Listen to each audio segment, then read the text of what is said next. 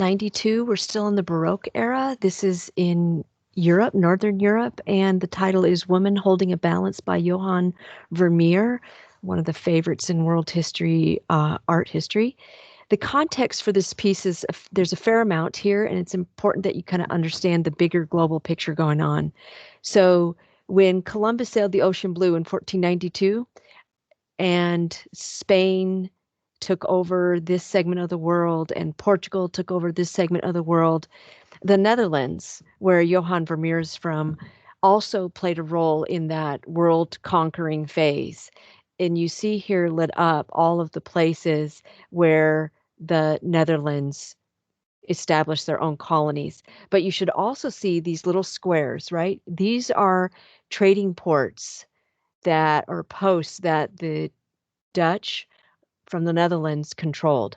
And in my opinion, they served as the UPS of the world. They were shipping goods from one place in the world to another, even if they didn't have control of that place. They tried to really here in the Indian Ocean in particular, and the east coast of Africa and East Asia, well, pretty much all of the Eastern Hemisphere, they were the uh, shipping magnets. And so let's look a little more closely here. They had particular control. I love this. Some students evidently created this. Islands with spices, and the Dutch are chasing them down. It's not too funny. Um, Here in this little red circle, these are the Spice Islands, and the Dutch famously had control of nutmeg, mace, and cloves, and they did it in a pretty. That's why the students are doing this. They did it in a pretty disastrous way. Eh, the other feat of the Dutch was that they were the only European country given the right to trade in Japan for 200 years. So here we have, you've heard of the Dutch East India Company or the British East India Company, right? The famous Tea Party extravaganza. Well, the Dutch had their East India Trading Company, and you can see their ships. They did some incredible trading, control of trade in Japan and Eastern Asia. So, another major context, a result of this, is that in the Netherlands, in the cities of the Netherlands, people had the highest per capita income in the world at the time. They were the center for banking. Most of European countries kind of relied on the Dutch to take care of all the money, the influx of money that was coming in from around the world. And so the Dutch had money to spend. So they spent money on still lifes, which we're going to see in a couple uh, paintings on, genre paintings, which we see right here, and portrait paintings, which we saw in the Arnolfini piece by Jan van Eyck and Rembrandt's, right, self-portrait. Uh, these were the paintings styles that people had money to buy. And another major context piece here to know our world history is that the painters in the Netherlands were subject to the Protestant Reformation. And remember the Protestant Reformation of 1517, which coincided, right, with the discoveries around the world, said that, the way to God wasn't through glamorous, guilty art like we see here in Il Gesù. Instead, the Protestant art movement said, or was pretty non-existent.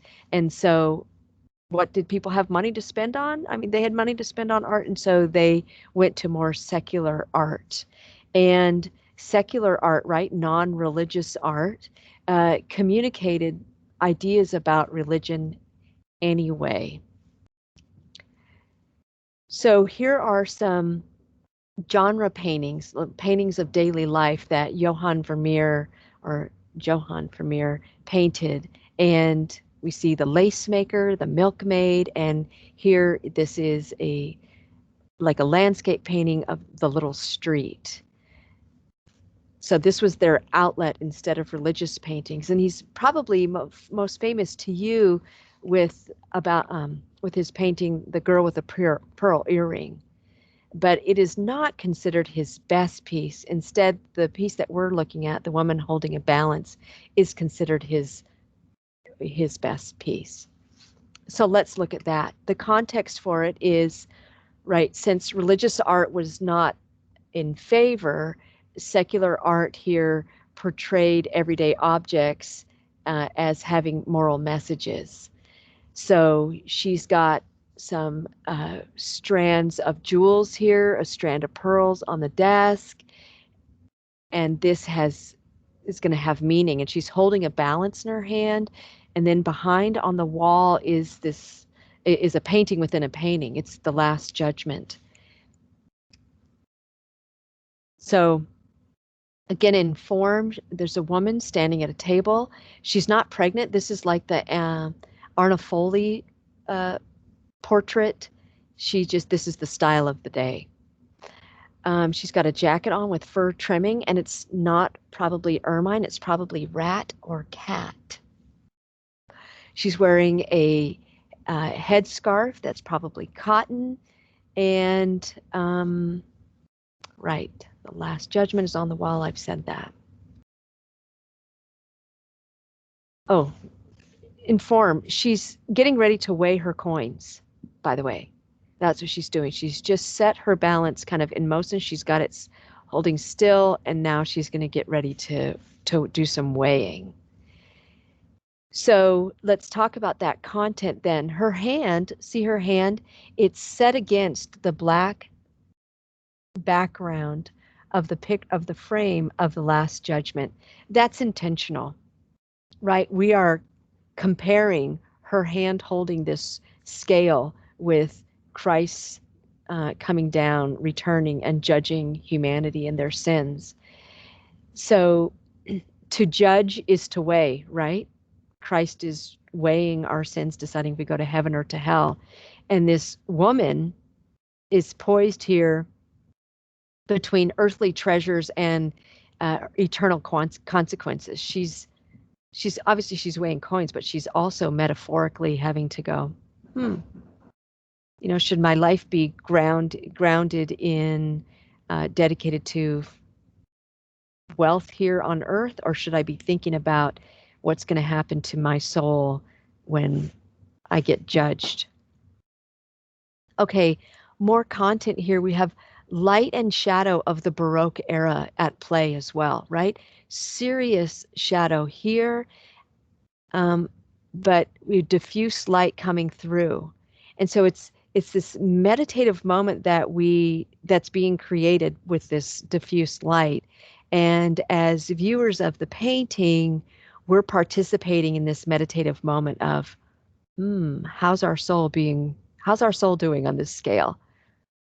Are we doing okay? Are we going to be heaven, or are we going to be hellbound?